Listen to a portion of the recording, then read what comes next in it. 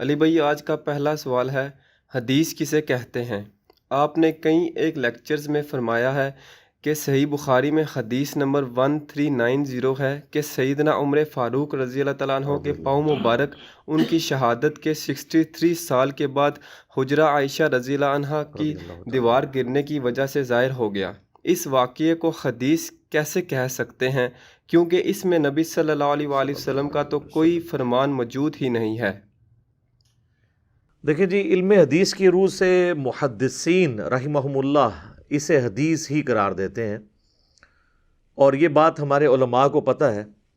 وہ پبلک کو نہ بتائیں یہ الگ بات ہے، ورنہ علم حدیث کا جو ادنا سا اسٹوڈنٹ ہے وہ جانتا ہے کہ نبی صلی اللہ علیہ وآلہ وسلم کے اپنے فرامین بھی حدیث کی کتابوں میں حدیث کی نمبرنگ کے ساتھ لکھے جاتے ہیں۔ صحابہ اکرام علیہم رضوان کے اقوال بھی حدیث کی نمبرنگ کے ساتھ لکھے جاتے ہیں۔ ایون تابعین رحمہم اللہ اجمعین کے اقوال بھی حدیث کی نمبرنگ کے ساتھ لکھے جاتے ہیں۔ حدیث کا جو لغوی معنی ہے نا ڈکشنری کے اندر، وہ ہے نئی چیز، کلام، گفتگو، بات کرنا، یہ سارے اس کے معنی ملتے ہیں۔ حتیٰ کہ قرآن حکیم میں قرآن کو بھی حدیث کہا گیا ہے۔ سورہ الزمر کی آیت نمبر 23 ہے، اعوذ باللہ من الشیطان الرجیم، بسم اللہ الرحمن الرحیم، اللہ نزل احسن الحدیث کتابا متشابہا مثانیہ، اللہ ہے جس نے نازل کیا بہترین حدیث کو، یعنی قرآن کو، بہترین بات،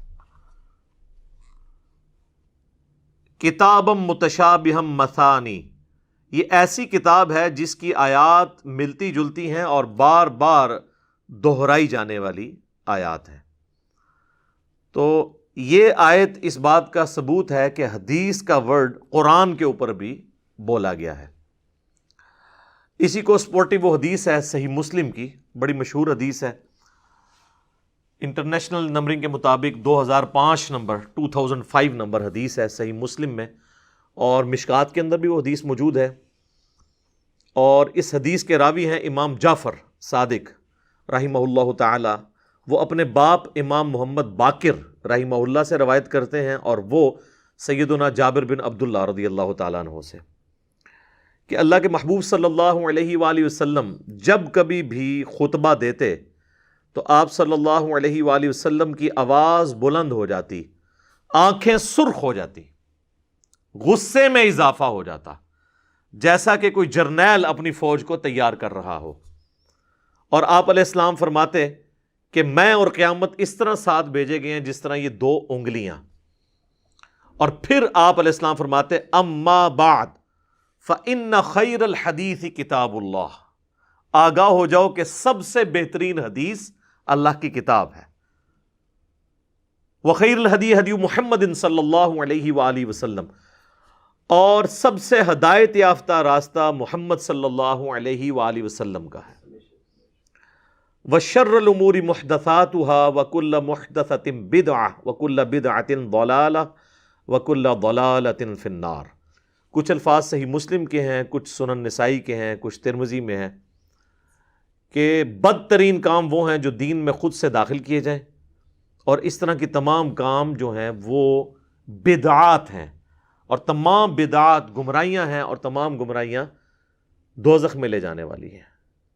اللہم اجرنا من النار۔ تو آپ علیہ السلام کے ہر خطبے کے آغاز میں ہوتا تھا کہ سب سے بہترین حدیث اللہ کی کتاب ہے۔ تو یہ میں اس لیے بتا رہا ہوں کہ حدیث کا لفظ عام بندے کو اگر بتایا نا کہ قرآن بھی حدیث ہے تو وہ تو اس پہ بھی پریشان ہو جائے گا، جیسے کہ اسے کسی صحابی کا قول یا تابعی کا قول حدیث کہہ کے بیان کیا جائے۔ ہمارا علمی شغف ہوتا نہیں ہے، ہم فوراً فتویٰ لگا دیتے ہیں، اور اکثر اوقات ہمیں بیسک علم حدیث کا نالج نہ ہونے کے باوجود ہم بڑے اعتماد کے ساتھ بات کر دیتے ہیں، یہ کیا کہہ دیا جی۔ تو ہمیں پہلے ایجوکیٹ ہونے کی ضرورت ہے، کتابوں کے ساتھ جوڑنے کی ضرورت ہے، جو ہم آپ سے بار بار آپ کو جوڑتے ہیں کہ مرنے سے پہلے اے مسلمان کر لے اس پہ غور، کتابوں کا خدا اور ہے، بابوں کا خدا اور۔ اچھا، اب میرے بھائیوں، یہ جو حدیث کا ورڈ نبی صلی اللہ علیہ وآلہ وسلم کے ریفرنس سے آپ علیہ السلام کے مبارک زمانے میں ہی اسٹیبلش ہو گیا تھا کہ آپ کے جو فرامین ہیں ان کو حدیث کے ورڈ کے طور پر استعمال کیا جاتا تھا. آپ علیہ السلام نے خود بھی اپنے فرامین کو احادیث ہی قرار دیا ہے. صحابہ کرام علیہم رضوان جب کچھ نبی علیہ السلام کی طرف سے بیان کرتے تو اس کے لیے حدیث کا ورڈ ہی بولتے. صحیح بخاری میں آپ کو کتاب العلم چیپٹر میں حدیث مل جائے گی. امام بخاری نے کتاب العلم چیپٹر میں ایک پورا باب باندھا ہے کہ نبی علیہ السلام کے مبارک زمانے میں حدیثیں لکھی بھی جاتی تھی. منکرین حدیث کا انہوں نے رد کیا ہے اور اس میں پوری سند کے ساتھ یہ بات لے کے آئے ہیں کہ سیدنا ابو ہریرہ رضی اللہ تعالیٰ عنہ کہتے ہیں کہ مجھ سے زیادہ احادیث عبداللہ بن عمر بن عاص کے پاس ہے، کیونکہ میں حدیثیں زبانی یاد رکھتا ہوں اور وہ حدیثیں لکھ لیتے ہیں. تو اس میں احادیث کا لفظ موجود ہے، یعنی نبی علیہ السلام کے زمانے میں یہ لفظ اسٹیبلش تھا. اسی کو سپورٹنگ وہ حدیث ہے جو سنن نبی داؤد کے اندر ہے، مسند احمد میں ہے کہ نبی صلی اللہ علیہ وآلہ وسلم کی مجلس میں جب عبداللہ بن عمر بن عاص بیٹھا کرتے تھے تو وہ کہتے ہیں کہ میں آپ علیہ السلام سے جو کچھ سنتا تھا نا وہ لکھ لیتا تھا. مجھے بعض اصحاب نے منع کیا کہ آپ علیہ السلام بھی ایک انسان ہے، بعض اوقات غصے کے عالم میں ہوتے ہیں، تو میں نے پھر حدیثیں لکھنا چھوڑ دی. کچھ عرصہ بعد نبی علیہ السلام نے مجھ سے پوچھا تو آپ صلی اللہ علیہ وآلہ وسلم سے میں نے عرض کی کہ یہ وجہ تھی، مجھے آپ کے ساتھیوں نے منع کیا. تو آپ نے اپنی مبارک زبان یوں پکڑ کر فرمایا کہ اللہ کی قسم اس زبان سے حق کے سوا کچھ نہیں نکلتا. الحمدللہ. تو یعنی یہ بات ثبوت ہے کہ احادیث لکھی جاتی تھی. اچھا، یہ میں اس کوشچن کے جواب کے طور پہ حجیت حدیث کو آج ڈسکس نہیں کر رہا ہوں. جو منکرین احادیث کی طرف سے فتنے اٹھائے جاتے ہیں وہ آلریڈی میری کئی ایک ویڈیوز ریکارڈڈ ہیں. مثلا نمبر 36 ضعیف الاسناد اور من گھڑت احادیث کے فتنے کا تحقیقی جائزہ. اسی طریقے سے حال ہی میں کوشچن ریکارڈ ہوا تھا صحیح مسلم کا مقدمہ، امام مسلم کا مقدمہ میں نے کور کیا ہے. اسی طریقے سے ایک اور ویڈیو ہے مشکات المصابیح کا مکمل تعارف، اس میں نے احادیث کے حوالے سے احادیث کی کتابیں کون سی ہیں اہل سنت کے ہاں، انٹرنیشنل نمبرنگ کیا ہوتی ہے، حدیث کو تلاش کرنے کا طریقہ کیا ہے، اس کے صحیح اور ضعیف ہونے کا حکم کے اعتبار سے بڑی تفصیلی گفتگو کی ہے. آج میں اسپیسیفکلی یہ جو ورڈ حدیث ہے اس کے حوالے سے ڈسکشن کر رہا ہوں تاکہ وہ موضوع پھر بدل نہ جائے. یہ اس قسم کی کئی باتیں تو میں آلریڈی ریکارڈ کروا چکا ہوں، لیکن آج چونکہ موضوع ایک ڈیفرنٹ ہے اس لیے میں اس اعتبار سے جو اس سے متعلقہ چیزیں ہیں نا وہ آپ لوگوں کے گوش گزار کرنا چاہ رہا ہوں. تو یہ جو حدیث کا ورڈ یعنی نبی علیہ السلام کے زمانے میں مستعمل تھا، صحابہ کرام اسے یوز کرتے تھے. صحیح بخاری اور صحیح مسلم دونوں میں حدیث موجود ہے. نبی صلی اللہ علیہ وآلہ وسلم نے فرمایا جس شخص نے میری طرف کوئی ایسی بات، ایسی حدیث منسوب کی جو میں نے نہیں فرمائی تو ایسا شخص پھر اپنا مقام جہنم میں دیکھ لے، والعیاذ باللہ تعالی. تو یعنی نبی علیہ السلام کے اوپر جھوٹ باندھنا یہ جہنم میں لے جانے والے اعمال میں سے ایک عمل ہے.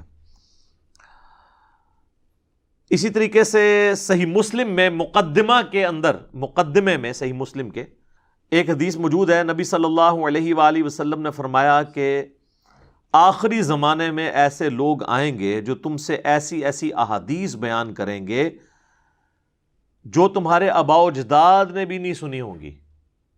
اور اس میں آپ نے الفاظ استعمال کیے کہ ایسے دجال اور گمراہ لوگ آئیں گے، وہ ایسی ایسی احادیث بیان کریں گے جو تمہارے آباء و اجداد نے بھی نہیں سنی ہوں گی. ان سے بچنا، وہ کہیں تمہیں فتنے میں مبتلا نہ کر دیں، کہیں تمہیں گمراہ نہ کر دیں. یہ دونوں الفاظ آپ علیہ السلام نے استعمال کیے. اور یہ امام مسلم نے مقدمے میں یہ حدیث لی یہ چیز بتانے کے لیے کہ حدیثیں گھڑی جا رہی ہیں، کیونکہ یہ سلسلہ تو یہ صحابہ کے دور کے اندر ہی شروع ہو گیا تھا. ظاہر ہے کہ اسلام نے رومن اور پرشین امپائر کو گرایا ہوا تھا، وہاں کی عوام الناس میں اسلام کے خلاف نفرت پائی جاتی تھی، تو انہوں نے اپنی دشمنی اتارنے کے لیے سارے معاملات کیے. یہ تو اللہ کی کروڑوں رحمتیں ہوں محدثین کے اوپر جنہوں نے بڑی محنت کر کے صحیح اور ضعیف کا فرق کر کے چیزوں کو بڑی محنت کے ساتھ اسناد کے ساتھ جمع کیا. تو یہ امام مسلم یعنی یہ آج کے زمانے کی بات نہیں، وہ اس زمانے میں بھی سمجھتے تھے کہ حدیثیں گھڑی گئی ہیں. اور میں نے مسلم کا جو مقدمہ کور کیا اس میں آپ دیکھیں میں نے اس طرح کی کئی ایک باتیں کور کی ہیں، یعنی میری زندگی کے اہم ترین لیکچرز میں سے ہے وہ صحیح مسلم کا مقدمہ. اس میں ساری کرٹیکل جو چیزیں تھیں میں نے وہ ایک ایک کر کے کور کی ہیں. تو بعض اوقات لوگ سمجھتے ہیں کہ یہ شاید وہ پکڑ کے ہم پہ فٹ کرنا شروع کر دیتے ہیں کہ جی ایسے لوگ آئیں گے جو ایسی حدیثیں بیان کریں گے جو ہمارے آباء و اجداد نے نہیں سنی ہوں گی، اور ان کے آباء و اجداد جن کے آباء و اجداد نے نہ کبھی قرآن ترجمے سے پڑھا، عربی سیکھنا تو بڑی دور کی بات ہے، نہ کبھی بخاری کی شکل دیکھی. بخاری کا پہلا ترجمہ تو 8 سے 100 سال پہلے ہوا ہے، پہلے تو عربی میں تھی. تو وہ لوگ کہتے ہیں یہ ان کے بارے میں نہیں ہے جو آپ کو کہتے ہیں کہ آپ کے بزرگوں نے یہ دیکھیں قرآن کا ترجمہ کیا ہے اور یہ آپ کے بزرگوں نے بخاری مسلم کا ترجمہ کیا ہے، دیکھیں اس کے اندر کیا لکھا ہوا ہے. تو وہ تو ظاہر دجال نہیں ہوں گے کیونکہ ترجمہ کرنے والے تو آپ کے علماء ہیں، ہم تو صرف بیچ میں مڈل مین ہیں. تو یہ نہ ہو کہ جو بخاری مسلم سے حدیثیں پیش کر رہا ہے اس کو ہی کہنا شروع کر دیں کہ ہمارے آباء و اجداد نے نہیں سنی. ان آباء و اجداد سے مراد ہیں جو اہل علم ہیں، جن کے آباء و اجداد نے قرآن ہی نہیں ترجمے سے پڑھا. بخاری مسلم بیچاروں نے کہاں سے پڑھنی ہے، بلکہ وہ جن علماء کے پاس اٹھتے بیٹھتے تھے وہ بھی اپنے بزرگوں کی کتابیں پڑھتے رہے، تو ان کے بارے میں نہیں ہے. تو میں ساتھ ساتھ جو ہے نا وہ کنسیپٹ کلیئر بھی کر دیتا ہوں کسی کے دماغ میں کوئی بات آ جائے. تو اس میں بھی الفاظ ہیں کہ ایسی ایسی احادیث بیان کریں گے. تو یہ اس بات کا ثبوت ہے کہ لفظ حدیث احادیث یہ نبی علیہ السلام نے خود اپنی مبارک زبان سے استعمال کیا، آپ کے صحابہ نے اسے یوز کیا، تابعین نے یوز کیا، اور اس کے اوپر اجماع ہے. اہل سنت اہل تشیع سب نبی علیہ السلام کے افعال کو، آپ علیہ السلام کے اقوال کو، آپ کے اعمال کو جو کتابی شکل میں ہم تک ٹرانسفر ہوئے ہیں اس کے لیے حدیث کا لفظ بولتے ہیں. ایک تو ہے سنت. سنت اور حدیث میں ایک فرق ہے. آج کی ڈیٹ میں سنت اور حدیث انٹرچینجبل الفاظ ہیں، یہ بھی ذرا ذہن میں رکھیے گا. نبی علیہ السلام کے مبارک زمانے میں چونکہ لوگ اپنی کرائمنگ کے اوپر ناز کرتے تھے تو وہ چیزوں کو زبانی یاد رکھتے تھے، اور پھر ان کا سورس آف نالج نبی علیہ السلام کو دیکھنا بھی تھا. آپ علیہ السلام جب دنیا سے چلے گئے تو پھر خلفائے راشدین اور صحابہ کو لوگ دیکھ کے علم حاصل کرتے تھے. یعنی ان کو تو حدیث کی کتابیں پڑھنے کی ضرورت نہیں تھی نماز کا طریقہ سیکھنے کے لیے، وہ تو ڈائریکٹ دیکھتے تھے کہ صحابہ کرام نے کیسے نماز پڑھی، ویسے پڑھنا شروع کر دیتے تھے تابعین، اور اس طریقے سے چیزیں ٹرانسفر ہوتی تھی. یہ تو 30ویں صدی ہجری کے اندر آ کے اللہ تعالیٰ نے امت کے جو خیر خواہ محدثین تھے ان کو یہ بات سجھائی کہ بھائی یہ آپ اس ریکارڈ کو ریٹن فارم میں لے آئیں، ورنہ یہ آہستہ آہستہ لوگ امت کے وسیع تر مفاد میں دین میں اپنی طرف سے بدعت داخل کریں گے. جس طرح آپ دیکھیں سب کانٹیننٹ میں پچھلے 100 سال کے اندر کتنی چیزیں دین میں داخل ہو چکی ہیں. تو یہ اللہ کا شکر ہے کہ دین آج سے آلموسٹ سنت جو دین کا ایک جزو لازم ہے قرآن کے بعد، وہ آج سے 1200 سال پہلے کتابوں میں فریز ہو گئی ہے. آج بخاری اور مسلم آپ کو 1200 سال کا سفر طے کروا دیتے ہیں. یہ آج سے 1200 سال پہلے دین کیا تھا. ان 1200 سال میں جو ہزاروں بدعات اور ہزاروں عقائد کی خرابیاں اسلام کے اندر داخل ہوئی ہیں وہ سب کی سب آپ دور کر کے ڈائریکٹ 1200 سال پہلے سنت کے حوالے سے پہنچ سکتے ہیں. قرآن میں تو الحمدللہ ہمارے پاس عقائد محفوظ ہیں، سنت کی میں بات کر رہا ہوں. تو یہ تو محدثین کا احسان ہے کہ انہوں نے ایک علم کو اس اعتبار سے فریز کر دیا کہ آپ 1200 سال کی چھلانگ لگا سکتے ہیں. یعنی اگر میں بتاؤں بخاری مسلم میں یہ لکھا ہے تو میں آپ کو 1200 سال پہلے جو دین موجود تھا دنیا میں وہ بتا رہا ہوں. تو اس کے بیچ میں جو کچھ داخل ہوا ہے اس کو آپ سائڈ پہ کریں. تو سنت جو ہے وہ سنت ہی کا ریٹن ریکارڈ محدثین نے جمع کیا ہے. صحابہ نے نبی علیہ السلام سے سیکھا، تابعین نے صحابہ سے، تبع تابعین نے، اس طریقے سے تبع تابعین کے دور کے اندر یہ سب کچھ اسٹیبلش ہو گیا. جو بخاری و مسلم میں حدیث ہے کہ سب سے بہتر زمانہ میرا ہے، پھر میرے صحابہ کا، پھر ان کا جو ان کو دیکھیں، پھر ان کا جو ان کو دیکھیں. یعنی نبی علیہ السلام نے ان زمانوں کی تعریف فرمائی ہے، اپنے بعد صحابہ، تابعین اور تبع تابعین. تو یہ آلموسٹ 300 سال کا پیریڈ جو ہے اس کے اندر حدیث کی ساری کتابیں لکھی جا چکی تھی. تو یہ امت پہ احسان ہے. تو جو لوگ کہتے ہیں نا جی سنت اور حدیث میں فرق ہے، جی وہ سنت ہے عملی تواتر سے چلتی ہے. سر سنت عملی تواتر سے چلتی ہے اس صورت میں جب سنت وہ ہو جس پہ اجماع امت ہو. مثلا نمازیں 5 ہیں، سنی شیعہ اور باقی تمام ان کے آف شوٹس کا اتفاق ہے. نماز قبلہ رخ پڑھنی ہے، اتفاق ہے. ہم تو مانتے ہیں کہ اجماع امت اور جو سنت عملی تواتر سے ٹرانسفر ہو رہی ہے وہ اتنی بڑی دلیل ہے کہ قرآن کی اتھینٹسٹی بھی وہی ہے. آج کی ڈیٹ میں ہمارے سامنے تو قرآن نازل نہیں ہوا، ہم بھائی کیسے پتا چلے کہ اللہ کی کتاب ہے؟ اجماع سے اور سنت سے ٹرانسفر ہوا ہے نسل در نسل. تو جس سنت کو ہم قرآن کی اتھینٹسٹی اس سنت کے اوپر ڈیپینڈنٹ ہے، تو اس سنت سے جو چیزیں ہم تک پہنچ رہی ہیں ہم ان کو مانتے ہیں. ہمیں کوئی صحیح حدیث بھی آپ لا دینا جو سنت کے خلاف ہو، ہم اسے ایکسیپٹ نہیں کریں گے. اور یہ میری اپنی بات نہیں ہے، امام شافعی کا قول ہے صحیح سند کے ساتھ، انہوں نے خود اپنی کتاب میں لکھا ہے، سند کی تو ضرورت نہیں ہے، کہ اگر مجھے خبر واحد ایسی ملے جو اجماع امت اور سنت کے خلاف ہو، چاہے وہ حدیث صحیح بھی ہو، اس کو ایکسیپٹ نہیں کیا جائے گا، یا تو اسے منسوخ تصور کیا جائے گا یا اس کی پھر سند کے اندر کوئی کلام ہوگا. اس لیے کہ امت ایز اے ہول گمراہ نہیں ہو سکتی. اللہ نے گارنٹی لی ہے نا، المستدرک للحاکم میں صحیح سند کے ساتھ حدیث ہے.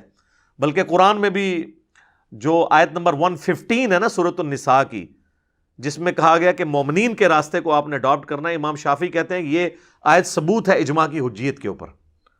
اس کو سپورٹو المستدرک للحاکم کی حدیث ہے 399 نمبر کے، نبی علیہ السلام نے فرمایا میری امت کبھی بھی گمراہی پر جمع نہیں ہوگی، جماعت پہ اللہ کا ہاتھ ہے.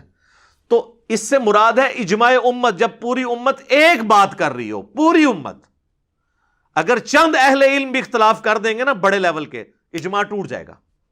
مثلا یہ لوگ کہتے ہیں جی وہ 4 مسلوں پہ اجماع ہوا تھا، جو سلطنت عثمانیہ نے تلوار کے زور پہ خانہ کعبہ میں 4 مسلح آلموسٹ 400 سال تک ڈال کے رکھے. سعودی حکومت نے آ کے اٹھائے، اللہ کا شکر ہے 100 سال ہو گئے دنیا میں سکون آ گیا. ورنہ آج کل جو گورے مسلمان ہوتے ہیں وہاں جا کے حج کرنے کے لیے جاتے ہیں تو وہ پریشان ہوتے ہیں کہ میں نے کس امام کے پیچھے نماز پڑھنی ہے. اور وہ تو چاروں بیک وقت نمازیں ہو رہی ہوتی تھی، ایک رکوع میں جا رہا ہوتا تھا، دوسرا سجدے سے اٹھ رہا ہوتا تھا، پتہ ہی نہیں تھا چلتا. عجیب انہوں نے تماشا ڈالا ہوا تھا، اور یہ کنکلوڈ کر بیٹھے تھے کہ اجماع امت ہے. لیکن اہل علم اس وقت بھی چیختے تھے کہ یار یہ کیا مسلمانوں کی جمعیت توڑ رہے ہو. تو اجماع دیکھا کیا ہے، ایسے اٹھا کے امت نے پرے پھینکا ہے. تو اجماع ہوتا تو کبھی نہ ٹوٹتا، وہ اجماع ہے ہی نہیں تھا. اجماع ہوتا جب پوری امت ایک بات کرے، پوری امت یہ کہہ رہی ہے کہ مردے قبلہ رخ دفنائے جائیں گے، یہ اجماع امت ہے. پوری امت کہہ رہی ہے کہ فرض کی 17 رکھتے ہیں، 2 فجر 4 ظہر 4 عصر 3 مغرب 4 عشاء. پوری امت کہہ رہی ہے کہ قرآن یہ 2 گتوں کے درمیان یہی مصحف ہے. دنیا کا آپ کوئی مسلمان اٹھا لیں، کسی بھی مکتب فکر سے تعلق رکھے، وہ قرآن اسی کو مانتا ہے. یہ ہے اجماع امت، یہ ہے سنت. اس سے کوئی حدیث بھی ٹکرائے نہیں ایکسیپٹیبل ہوگی. لیکن سر یہ ہوگا ہی نہیں کہ صحیح احادیث جو ہماری مین سٹریم کی کتابوں میں وہ سنت سے کبھی ٹکرا جائے. لیکن اگر سنت جو ہے وہ لال پیلی زرد اور ہر جگہ کی اپنی ہو تو پھر سنت تو نہیں ہوگی نا. مثلا رائے ونڈ میں اجتماعی دعا کرنا تو درست نہ ہو، رائے ونڈ سے باہر نکلے تو دیوبندیوں کی مسجد میں فرض کے بعد اجتماعی دعا درست ہو جائے، اور فرض کے بعد اجتماعی درست لیکن جنازے کے بعد دیوبندی کے یہ ثابت نہیں ہے، اور فرض کے بعد جو کر رہے ہیں وہ بھی ثابت کوئی نہیں ہے، وہ بریلویوں کے نزدیک درست ہو جائے. تو سنت جو ہوتی ہے نا وہ پوری دنیا میں ایک ہوتی ہے، بدعت مختلف ہوتی ہے. تو جب اس طرح کا جو جس کو یہ سنت کہہ رہے ہوتے ہیں اصل میں وہ بدعت ہوتی ہیں، اس کو پھر چیک کریں گے ہم 1200 سال پرانے علم کے اوپر احادیث کی کتابوں میں کہ کیا 1200 سال پہلے بھی یہی باتیں ہوتی تھی. کیونکہ اختلاف آیا، اور اللہ کے فضل سے جہاں پہ اختلاف نہیں ہے نا وہ من و عن وہی باتیں بخاری و مسلم میں اسی طریقے سے موجود ہوں گی. یہ مزے کی بات ہے. یہ کہتے ہیں جی اگر کوئی حدیث آ جائے جو اجماع کے خلاف ہو، پہلے وہ حدیث لے کے تو آئے نا، ایویں کہانیاں تھیوریٹیکل باتیں. ٹھیک ہے، اگر کوئی ایسی مچھلی آ جائے جو ہوا میں بھی زندہ رہتی ہو، سر وہ پہلے لے کے تو آئیں، آپ بات تو وہ کریں. اگر کوئی حدیث آ جائے جو قرآن سے ٹکراتی ہو، سر وہ لے کے تو آئیں نا، قرآن سے ٹکراتی بھی ہے کہ نہیں، آپ اپنا لقمہ اس کے منہ میں ڈال رہے ہیں. تو یہ حدیث کے اعتبار سے یہ علم حدیث ایک پورا ایک سمجھ لیں امت پہ محدثین نے بڑی محنت کر کے اللہ تعالیٰ نے ان سے یہ کام لیا ہے. تو اس کو ہلکا نہیں جاننا چاہیے، ورنہ انسان اپنے ایمان کی فکر کرے. خیر اب یہ میں نے ایک ضمناً کچھ باتیں کر دی ہیں، باقی میری جاوید احمد غامدی صاحب کے نظریات کے اوپر ایک ویڈیو ریکارڈ ہوئی ہے، مجلس نمبر 96، وہ آپ ضرور دیکھیں. اس میں نے کئی ایک باتیں اس سے ریلیٹڈ کی ہیں، وہ آج ٹاپک نہیں ہے اس لیے میں اس کو سکپ کرتا ہوں. سنت کی حجیت کے حوالے سے اور حدیث اور سنت کو جو وہ ٹکروانے کی کوشش لوگ کرتے ہیں، بعض کچھ چیزیں غامدی صاحب پہ خام خواہ تھوپی ہوئی ہیں، کچھ چیزیں واقعی ان سے مس ہینڈل ہوئی ہیں، ہم نے اس کو آئیڈینٹیفائی کیا. تو یہ احادیث کا لفظ صحابہ نے تابعین نے یوز کیا، کیونکہ نبی علیہ السلام خود اپنے فرامین کے لیے احادیث کا ورڈ استعمال کیا کرتے تھے۔ اب احادیث کی مینلی ہیں 3 کیٹیگریز، جو یہ پوچھ رہے تھے نا سوال کے اندر بھی کہ یہ حدیث کیسے ہو گئی۔ حدیث کی ہیں 3 کیٹیگریز۔ ایک حدیث ہے حدیث مرفوع، جو نبی علیہ السلام تک بلند کی جائے۔ اچھا، دوسری ہے حدیث موقوف، جو موقوف ہو صحابہ تک، یعنی صحابہ کرام تک وہ موقوف ہو، نبی علیہ السلام کا ذکر خیر وہ نہ کر رہے ہوں، اس میں اپنے ریفرنس سے وہ بیان کر رہے ہوں۔ اور تیسری ہے حدیث مقطوع، جو تابعین یا ان سے نیچے تبع تابعین کے اقوال یا ان کے اعمال ہوں گے۔ تو یہ 3 کیٹیگریز، حدیث مرفوع، حدیث موقوف، حدیث مقطوع۔ سر ہم آپ کو تھوڑے سے ٹائم میں نا پورا علم حدیث جو 8 سال میں بھی علماء نہیں نا سیکھ سکتے، وہ انشاءاللہ آپ کو سمجھ آ جائے گا اگر آپ یہ بنیادی باتیں سمجھ لیں۔ اب حدیث جو مرفوع ہے اس کی پھر آگے 4 اقسام ہوں گی، اور باقی 3 کیٹیگریز جو ہے نا اس کے ساتھ، جو باقی 2 کیٹیگریز ٹوٹل 3، ان کی بھی 4 اقسام ہوں گی۔ حدیث مرفوع کے اندر حدیث قولی آئے گی، نبی علیہ السلام کا فرمان۔ حدیث فعلی، جو آپ علیہ السلام نے کر کے دکھایا، فعل۔ حدیث تقریری، آپ کے سامنے کوئی کام ہوا اور آپ نے خاموشی اختیار کر لی، تو وہ بھی دین ہو گیا، کیونکہ نبی پہ واجب ہوتا ہے غلط کام کو ٹوکنا۔ آپ تو حکمت کا شکار ہو سکتے ہیں کہ جی وسیع تر مفاد میں خاموشی اختیار کر لیں، کہیں ناراض نہ ہو، ہم بعد میں بتا دیں گے اسے۔ نبی یہ نہیں کر سکتے، کیونکہ نبی نے تو بالکل دین کو واضح پیش کرنا ہوتا ہے۔ وہ اگر کسی بات پہ خاموشی کر لیں وہ دین کا حصہ بن جائے گا، اس لیے انہوں نے بولنا ہوتا ہے۔ اسی لیے جو نبی کے وارث ہیں نا، انہوں نے بھی بولنا ہوتا ہے۔ امام حسین علیہ السلام یہ کہتے ہیں باقیوں نے بیعت کر لی تھی، حسین بھی چپ رہتے، حسین سر چپ کرتے تو وہ دین کا حصہ بن جاتا۔ اور یہ بات آل امیہ کو ایسی سمجھ دی کہ ایک حسین بیعت نہیں کر رہے تو باقی پوری سلطنت کی بیعت انہیں سپورٹ نہیں کر رہی، وہ کہہ رہے نہیں حسین بھی کرے، کیونکہ ان کو پتا تھا کہ یہ تلوار کے زور پہ ہی بیعت ہے، حسین اگر بیعت کر لیتے ہیں نا پھر ہماری ملوکیت جسٹیفائی ہو جائے گی۔ اور مجھے مولانا مودودی کا وہ قول یاد آیا، ان سے کسی نے پوچھا کہ جناب جب اتنے بڑے بڑے اصحاب نے بیعت کر لی تھی تو حضرت حسین علیہ السلام بھی بیعت کر لیتے ہیں۔ تو مودودی صاحب نے کہا کہ میں یہ پوچھتا ہوں جب حسین نے بیعت نہیں کی تھی باقیوں نے کیوں کر لی؟ سوال تو یہ ہے کہ جو آل محمد نے جب بیعت نہیں کی ہے، جس گھر سے سارا دین ٹرانسفر ہو رہا ہے، اور جن کے پیچھے نبی علیہ السلام خود کھڑے ہیں اور ان کے پیچھے اللہ کھڑا ہے، جن کا جنتی نوجوانوں کا سردار ہونا حدیث متواتر سے ثابت ہے، جب وہ نہیں ایکسیپٹ کر رہے ایک چیز کو تو باقیوں کا کرنا تو کوئی اہمیت رکھتا ہی نہیں ہے۔ وہ تو ہم نے پھر بتایا کہ یہ تو تلوار کے زور پہ ہوا ہے۔ تو بات کہاں سے کہاں نکل گئی، کربلا تو ہر جگہ آ جاتی ہے، کیا کریں، وہ چیزیں انٹر ریلیٹڈ ہیں۔ تو حدیث تقریری، اور چوتھی قسم ہے حدیث وصفی، کہ نبی علیہ السلام کی کوئی آپ کا وصف، آپ کی کوئی خوبی، آپ کے شمائل میں سے کوئی چیز بیان کی جائے۔ تو یہ ہے 4 کیٹیگریز۔ ہر کیٹیگری کے اندر 4 اقسام ہیں، 3 کیٹیگریز، اور اس ہر کیٹیگری کے نیچے پھر 4 کیٹیگریز یا 4 اقسام۔ تو 3 کون سی ہوگی؟ حدیث مرفوع نبی علیہ السلام کی، حدیث موقوف کسی صحابی تک، حدیث مقطوع کسی تابعی یا تبع تابعی کے تک جو پہنچتی ہے۔ پھر ہر ایک کی آگے 4 قسمیں ہوں گی کہ یا تو نبی علیہ السلام نے فرمایا ہوگا، یا آپ نے کیا ہوگا، یا آپ کے سامنے ہوا ہوگا اور آپ خاموش ہوں گے، یا آپ علیہ السلام کا کوئی آپ کا وصف کوئی اور شخص بیان کر رہا ہے۔ میں اس کی مثالیں بعد میں دیتا ہوں، پھر آپ کو یہ چیزیں سمجھ آ جائیں گی۔ اور یہی پھر 4 کیٹیگریز صحابہ اور تابعین تک بھی جائیں گی۔ لہذا دین میں جس طرح قرآن و سنت حجت ہے نا، اسی طریقے سے صحابہ کرام اور اہل بیت اور تابعین اور تبع تابعین بھی حجت ہیں، بشرطے کہ ان کی کوئی چیز مین کتاب و سنت سے ٹکرا نہ جائے، یا ان کے آپس میں اختلاف ہو تو پھر ہم جمہور کی رائے دیکھیں گے۔ اب آپ آ جائیں حدیث قولی۔ اکثر آپ جتنے فرامین سنتے ہیں وہ حدیث قولی ہیں، مرفوع۔ مثلاً بخاری اور مسلم کی متفق علیہ حدیث ہے کہ دیکھنا میری طرف کو جھوٹی بات منسوب نہ کرنا، جس نے میری طرف جھوٹی بات منسوب کی وہ اپنا مقام دوزخ میں دیکھ لے۔ مولا علی نے روایت کیا، ان کے علاوہ باقی اصحاب نے بھی، ابو ہریرہ نے، انس ابن مالک نے، جابر بن عبداللہ نے، مغیرہ ابن شعبہ نے، عبداللہ ابن عباس نے، کئی صحابہ نے اس حدیث کو روایت کیا۔ تو یہ نبی علیہ السلام کا فرمان ہے، تو یہ کیا ہوا؟ حدیث قولی، یعنی آپ کا قول۔ اسی طریقے سے صحیح مسلم میں 240 نمبر حدیث ہے، مولا علی کہتے ہیں کہ نبی علیہ السلام نے مجھ سے یہ عہد لیا تھا، اور پھر مولا علی اپنی بات کی دلیل میں قسم اٹھاتے ہیں کہ قسم ہے اس ذات کی جس نے دانے کو پھاڑ کر اناج کو زمین سے اگایا اور تمام مخلوقات کو پیدا کیا، نبی امی نے یہ مجھ سے عہد لیا تھا کہ اے علی تجھ سے محبت نہیں رکھے گا مگر مؤمن، تجھ سے بغض نہیں رکھے گا مگر منافق۔ تو یہ اب حدیث بیان تو حضرت علی اپنے بارے میں کر رہے ہیں، لیکن اس کو منسوب کس کے ساتھ کر رہے ہیں؟ نبی علیہ السلام کے۔ تو یہ حدیث قولی نبی علیہ السلام کی اور مرفوع حدیث ہے یہ۔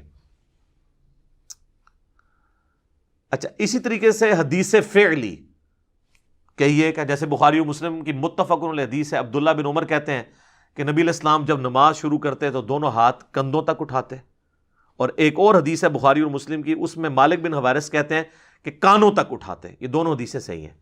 جب رکوع میں جانے لگتے تو پھر کانوں تک یا کندھوں تک اٹھاتے، اور جب رکوع سے سر اٹھاتے تو پھر دونوں ہاتھوں کو یوں بلند کرتے۔ تو اب اس میں وہ نبی علیہ السلام کے بولنے کی بات نہیں ذکر کر رہے، بلکہ کہہ رہے ہیں آپ کے افعال کو، تو یہ حدیث فعلی ہو گئی، لیکن ہے مرفوع کیونکہ نبی علیہ السلام تک بلند ہے۔ یہ نہیں ہے کہ عبداللہ بن عمر خود کر رہے ہیں، نہیں، عبداللہ بن عمر نبی علیہ السلام کا عمل رپورٹ کر رہے ہیں۔ تو یہ کیا ہوگی؟ حدیث فعلی۔ حدیث تقریری، نبی علیہ السلام کے سامنے کوئی کام ہوا اور آپ نے خاموشی اختیار کر لی۔ جامعہ ترمذی کے اندر حدیث موجود ہے، اس کی سند کمزور ہے، اس کی صحیح سند جو ہے وہ المستدرک للحاکم کے اندر موجود ہے، صحیح ابن حبان میں ہے، صحیح ابن خزیمہ میں ہے کہ نبی علیہ السلام فجر کی نماز پڑھ کے نکل رہے تھے تو آپ نے ایک صحابی کو دیکھا کہ وہ نماز پڑھ رہا ہے، تو آپ وہاں کھڑے ہو گئے۔ جب وہ سلام پھیر کر فارغ ہوا تو آپ نے فرمایا یہ کون سی نماز پڑھ رہا ہے تو؟ نماز تو پڑھ چکے ہم۔ تو انہوں نے عرض کیا اللہ کے رسول صلی اللہ علیہ وآلہ وسلم، میری فجر سے پہلے والی جو 2 سنتیں تھیں نا، 2 رکعتیں وہ رہ گئی تھی، تو میں نے یہ وہ پڑھی ہیں۔ تو حدیث کے الفاظ ہیں کہ نبی علیہ السلام خاموش ہو گئے، یعنی آپ نے اس پہ ورڈکٹ بھی نہیں تھی۔ خاموشی کا کیا مطلب ہوا؟ کہ اٹس اوکے، کیونکہ اگر وہ غلط ہوتا تو آپ کہتے۔ تو یہ حدیث تقریری کی مثال ہے کہ نبی علیہ السلام کے سامنے ایک عمل ہوا، آپ نے کچھ کہے بغیر اسے انڈورس کر دیا۔ اسی طریقے سے وہ سنن ابی داؤد کے اندر حدیث ہے نا، ایک صحابیہ تھی، وہ گٹھلیوں کے اوپر اذکار کر رہی تھی، تو نبی علیہ السلام اس کے پاس آئے، آپ نے فرمایا میں تجھے اس سے بھی آسان وظیفہ بتاتا ہوں۔ پھر آپ نے اسے ایک وظیفہ بتایا۔ تو اس حدیث سے محدثین نے رزلٹ نکالا ہے کہ گٹھلیوں پہ پڑھنے کا جواز ہے، کیونکہ نبی علیہ السلام نے اسے منع نہیں کیا، کہا اس سے آسان بتاتا ہوں۔ تو یہ بھی حدیث تقریری کی ایک فارم ہے۔ چوتھی قسم حدیث مرفوع کی کیٹیگری کے اندر وہ ہے، میں نے بتائی تھی، حدیث وصفی، کہ نبی علیہ السلام کا کوئی وصف بیان ہوا ہے، جیسا کہ بخاری و مسلم دونوں میں حدیث ہے۔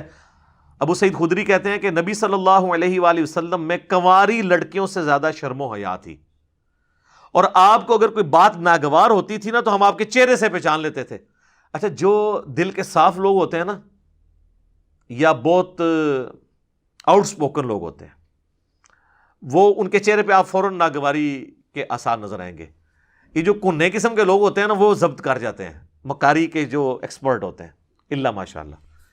لیکن جو لوگ فیئر لوگ ہیں نا، آپ دیکھیں گے کہ کوئی بات غلط ہوگی نا تو فوراً ان کے چہرے پہ نا اس کے ایکسپریشن اتنے واضح آئیں گے کہ وہ اپنے ایکسپریشنز کو قابو نہیں کر سکتے۔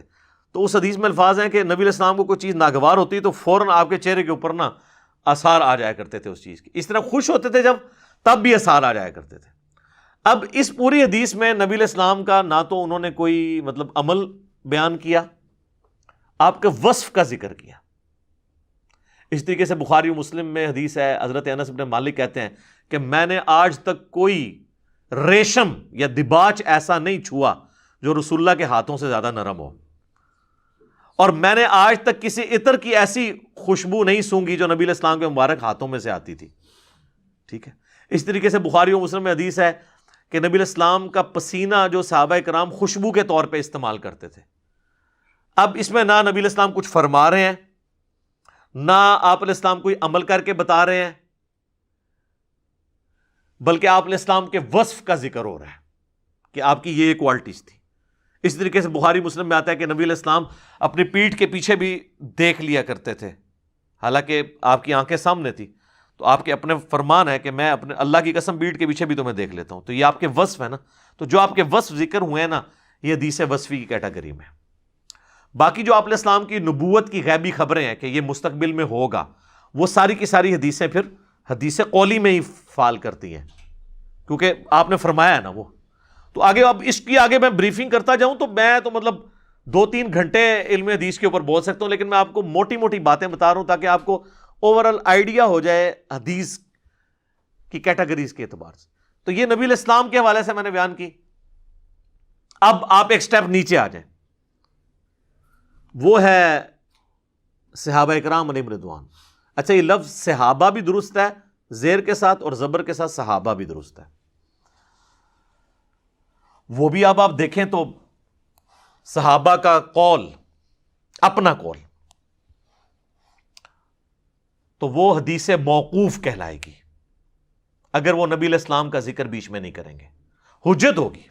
جس طرح کہ فضائل صحابہ احمد بن حنبل کی کتاب میں 2 روایتیں ہیں مولا علی سے کہ میری وجہ سے 2 فرقے گمراہ ہوں گے اور میری وجہ سے 2 فرقے دوزخ میں جائیں گے، ایک میری محبت میں غلو کر کے اور ایک میری دشمنی میں غلو کر کے. اب یہ مولا علی نبی علیہ السلام کا ذکر ہی نہیں کر رہے، ڈائریکٹ اپنے بارے میں بتا رہے ہیں، تو ہم اسے کہیں گے حدیث موقوف ہے. اور یہ انڈرسٹوڈ ہے کہ نبی علیہ السلام نے ہی ان کو یہ غیبی خبر دی ہوگی، تو وہ ذکر نہ بھی کریں چونکہ ان کا سورس آف نالج نبی علیہ السلام ہے، اس لیے اس حدیث موقوف کو بھی ہم حدیث مرفوع کے حکم میں ہی شمار کریں گے. اسی طریقے سے سیدنا ابو بکر صدیق رضی اللہ تعالیٰ عنہ کا قول ہے صحیح بخاری میں، محمد صلی اللہ علیہ وآلہ وسلم کے قرب کو اہل بیت کے قرب میں تلاش کرو. اب اس میں کوئی انہوں نے نبی علیہ السلام سے تو کوئی چیز بیان نہیں کی. اور قربان جائیں، امام بخاری نے اس حدیث کو امہات المومنین کے چیپٹر میں نہیں لیا، حضرت حسن و حسین کے چیپٹر میں لیا. یہ فرق بتانے کے لیے کہ یہاں اس سے مراد حضور کے وہ قریبی لوگ 5 تن پاک جن کے لیے ہم لفظ استعمال کرتے ہیں احادیث کی روشنی میں، یہ ان کے بارے میں بات ہو رہی ہے. تو یہ اب حضرت ابوبکر صدیق کا اپنا قول ہے، تو یہ حدیث موقوف ہے اور اس میں حدیث قولی ہے، یعنی حضرت ابوبکر کا اپنا قول. تو صحابہ اکرام علیہم رضوان بھی کوئی بات ارشاد فرماتے ہیں نبی علیہ السلام کا ذکر کیے بغیر، وہ بھی دین میں حدیث کے طور پر اسے شمار کیا جاتا ہے. آپ دیکھ لیں امام بخاری اس کو حدیث کے طور پہ لے کے ہیں، اور بعد میں جب حدیث کی نمبرنگ ہوئی ہے تو یہ حضرت ابوبکر صدیق کے قول کو باقاعدہ حدیث کا نمبر دیا گیا. آپ کو پوچھے اس میں تو حدیث کہیں بیان نہیں ہوئی ہے، یہ تو حضرت ابوبکر کا اپنا قول ہے. وہ آپ کے نزدیک حدیث نہیں ہے نا. محدثین تو صحابہ، تابعین، تبع تابعین تک کے اقوال کو بھی حدیث کے نمبرنگ کے ساتھ لیتے ہیں. حدیث کا تو مطلب ہے بات. ہاں، وہ حدیث مرفوع ہے، حدیث موقوف ہے، حدیث مقطوع ہے. اچھا، ایک حدیث مرسل بھی ہوتی ہے. حدیث مرسل یہ ہے کہ کوئی تابعی جو ہے نا وہ نبی علیہ السلام کا فرمان نقل کرے، وہ حجت نہیں ہوگا جب تک ہمیں پوری سند نہیں ملے گی، کیونکہ اس نے نبی علیہ السلام کا زمانہ نہیں پایا. امام مسلم نے مقدمے میں لکھا ہے کہ تابعی کی مرسل کوئی چیز نہیں ہے جب تک وہ صحابی کا نام ذکر نہ کرے. یار، تابعی کی مرسل کوئی شے نہیں ہے تو بزرگ بابوں کے فرامین کتنے لائی کرتے رہے، انہوں نے کتنے تھی پیش کر دو. یعنی تابعی اگر کوئی بات بیان کرے رسول اللہ کے ریفرنس سے تو یا تو وہ رسول اللہ کا بھی نہیں نام لیتے، کہتے آواز آئی. بزرگ فرماتے ہیں ایک اسلامی بھائی کا بیان ہے کہ ان کے ایک جاننے والے بھائی نے خواب دیکھی، یہ پوری سند بیان ہو رہی ہوتی ہے. تو تابعی کی مرسل کوئی شے نہیں ہے تو باقی کہڑے کھاتے اجرے، باقی تو کوئی شے ہی نہیں کہ انہوں نے ڈسکس بھی کیا جائے. تو صحابہ کے اقوال وہ حدیث موقوف میں حدیث قولی کی کیٹیگری میں فال کرتے ہیں. اچھا، اب حدیث موقوف کی کیٹیگری حدیث فعلی بھی ہو سکتی ہے کہ یعنی کسی صحابی نے کوئی عمل کر کے بتایا. جس طرح کہ صحیح بخاری میں آتا ہے کہ عبداللہ بن عمر جو ہے نا وہ حج اور عمرے کے موقع پر مٹھی کے بعد داڑھی کاٹ دیا کرتے تھے. میں نہیں کاٹتا ہوں، لیکن یہ اب یہ حدیث موقوف فعلی ہوئی. اور مزے کی بات ہے عبداللہ بن عمر ان احادیث کے راوی ہیں جن میں داڑھی بڑھانے کا حکم ہے، جو بخاری میں حدیث ہے، مسلم میں بھی ہے، داڑھیاں بڑھاؤ اور مونچھیں پس کرو، یہود و نصارہ کی مخالفت کرو. اور یہ حدیث کا اصول ہے کہ حدیث کے فہم کو سب سے بہتر وہ راوی سمجھتا ہے. اور اس پہ میرا الگ سے بھی ایک ویڈیو ریکارڈڈ موجود ہے کہ عبداللہ بن عمر مطلقاً حج اور عمرے کے علاوہ بھی کاٹا کرتے تھے، کیونکھ سنن ابی داؤد میں حدیث ہے، وہ تابعی کہتے ہیں کہ میں نے عبداللہ بن عمر کو 2 کام کرتے ہوئے دیکھا ہے. ایک تو وہ جب روزہ کھولتے تھے نا تو دعا پڑھتے تھے ذهب الظمأ وابتلت العروق وثبت الاجر انشاءاللہ، اور دوسرا وہ مٹھی کے بعد داڑھی کاٹ دیا کرتے تھے. اس میں تو حج عمرے کا بھی ذکر نہیں، عام حالت میں بھی.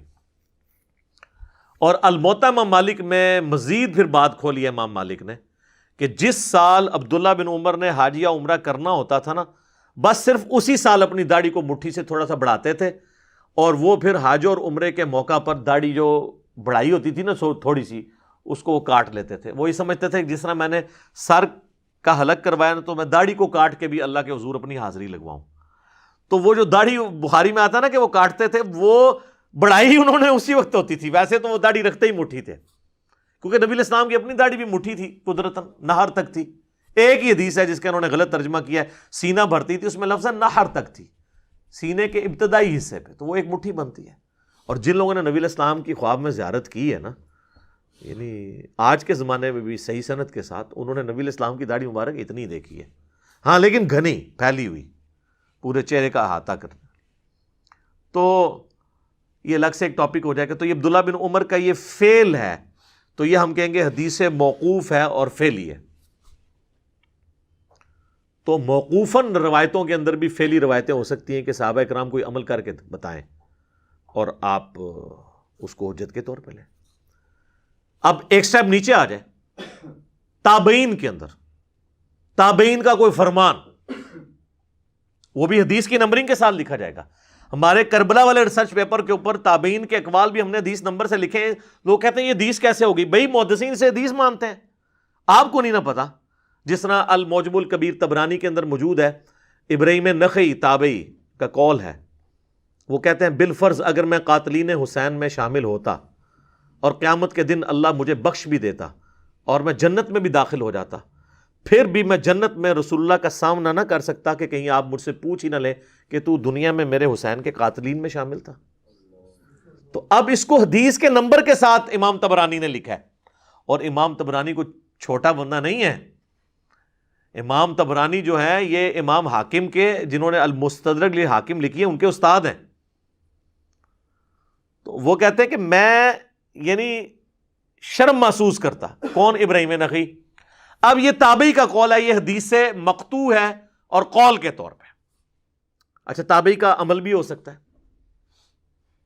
ابراہیم نخعی کے بارے میں آتا ہے 96 ہجری میں فوت ہوئے. اچھا ان کی عمر تھوڑی سی ہوئی ہے، یہ 50 ہجری میں پیدا ہوئے ہیں، 96 ہجری میں فوت ہو گئے. Just 46 years. بخاری مسلم میں کئی احادیث ہیں ان سے.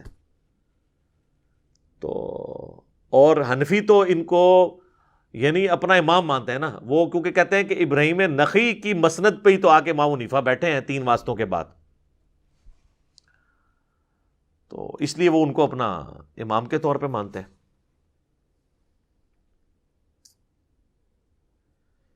ابراہیم نخعی کا عمل المصنف ابن ابی شیبہ میں موجود ہے کہ داڑھی والے چیپٹر میں، کہ وہ یہ جو رخساروں کے بال ہیں نا، اس کو بھی مونڈا کرتے تھے. ٹھیک ہے، ہم نہیں مونڈتے ہیں، لیکن کسی کے بہت زیادہ گھنے ہو جاتے ہیں اور تنگ کرتے ہیں تو وہ یہ داڑھی میں داخل نہیں ہے یہ والے بال. داڑھی تو صرف یہ ہے جو نچلے جبڑوں پہ اگتی ہے، داڑھی کی ڈیفینیشن یہی ہے. تو اب یہ تابعی کا عمل ہے، ہم اس کو کہتے ہیں. اس طریقے سے سفیان بن عیینہ کے بارے میں آتا ہے کہ مونچھیں صاف کر دیے کرتے تھے.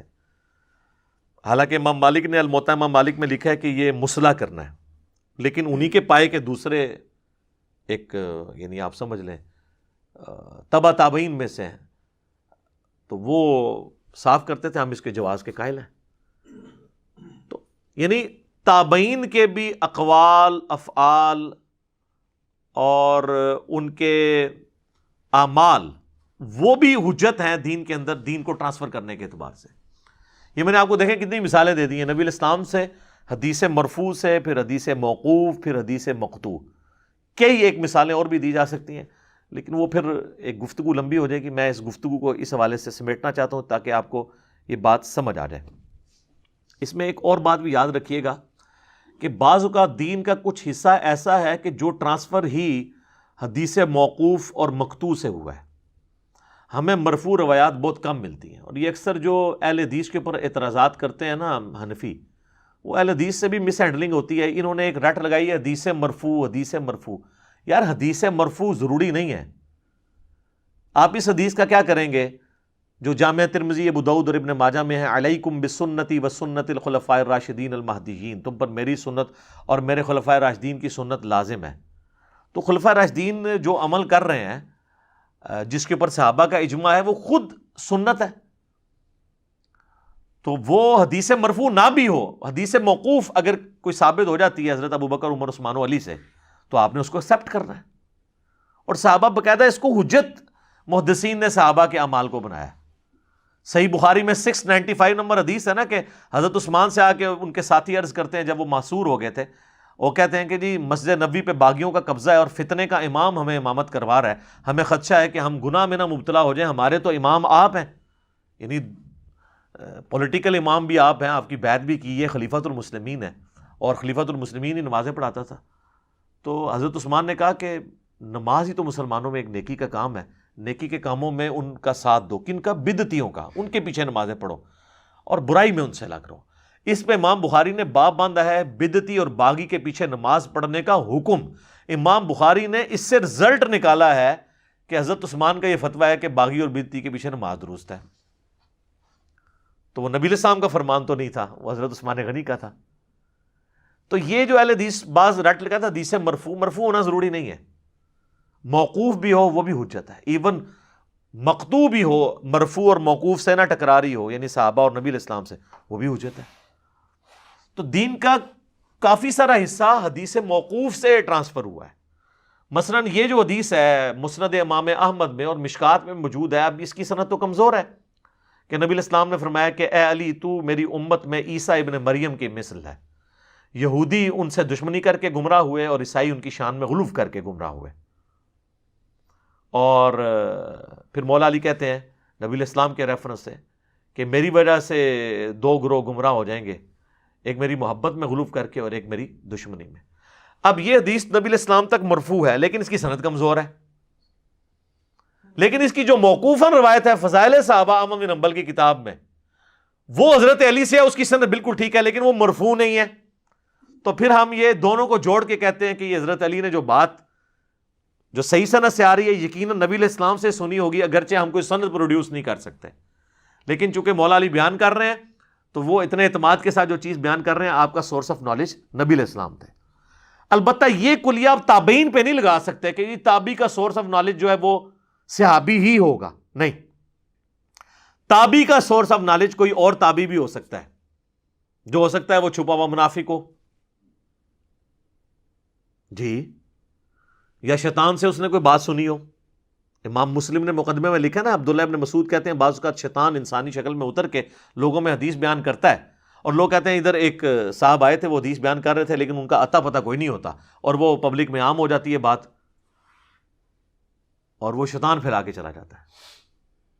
یہ جو آج کل کہتے ہیں جی ساڑیاں بھی ایسا حدیثاں گم گیا نے، اللہ کا شکر ہے گم گیا نے، جو کتابیں چاہیے تھے آج تمہیں کیویں دس دے سی. ٹھیک ہے نا. تو اسی لیے تو محدثین نے اتنی محنت کی ہے کہ بھائی سند بیان کرنی ہے آپ نے. یار وہ مسلم کا مقدمہ ہے نا، جو یقین کریں آپ کو ٹائم گزرنے کا نہیں پتہ چلے گا، جو میں نے وہ پورا کور کیا ہے اسی ٹاپک کے اوپر کہ امام مسلم نے کس طرح نٹی گریٹیز تک اس ایشو کے اوپر ریزالو کی ہیں، حجیت حدیث کے حوالے سے، اور حدیث میں جس طریقے سے لوگوں نے ملاوٹ کرنے کی کوشش کی اور جو کچھ پرابلمز کھڑے ہوئے. اچھا، اب اسی طریقے سے کسی تابعی کا جو قول ہے اس کا قول، یہ تو میں نے آپ کو فعل بتایا تھے نا تابعین کے کہ رخساروں کے بال اتارنا.